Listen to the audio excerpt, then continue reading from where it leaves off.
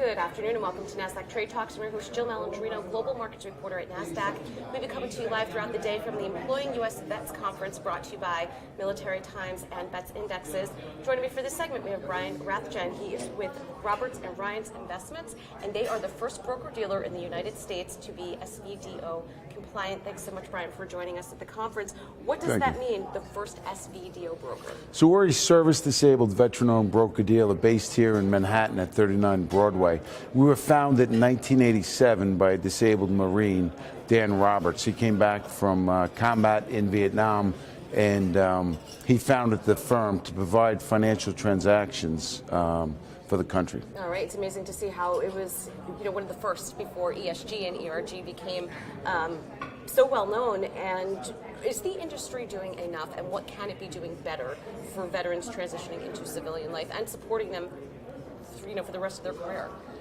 Well, I think that it's always difficult for a veteran to take all his capabilities from after serving in the military and try to translate them to the corporate world. The abilities are unbelievable, but sometimes in the civilian world, they don't really understand how the skill set that they developed in the military really translate to corporate life.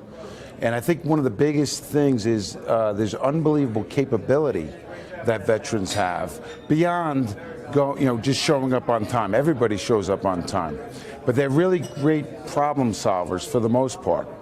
And I think that there's just the buffer. There's definitely a desire from the corporations to help veterans, but I think sometimes translating the skill sets and seeing how that fits into the corporate world. So I think it's just a matter of educating the civilian world what the skill sets of someone who spent 4, 5, 20 years in the military and how that translates to their business problems that they're facing. Yeah, I mean, it seems like it makes so much sense with the military. What's the first thing you think of? Tactical training, strategy, and execution. It just seems like it would be such a great fit for corporations, and I think it's encouraging that more corporations are taking these steps to bring them into the company and give them the skills and the leadership training to get to the next level.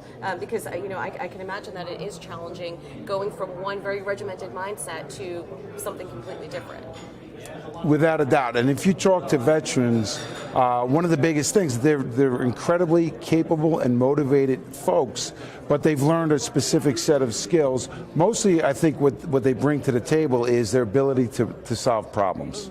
But I think what they're facing when they come into the corporate world is they're a little bit of a fish out of water, and they're trying to figure out how to fit in. So there's just the mindset of coming out of the military and then going into the civilian world. That's a transition.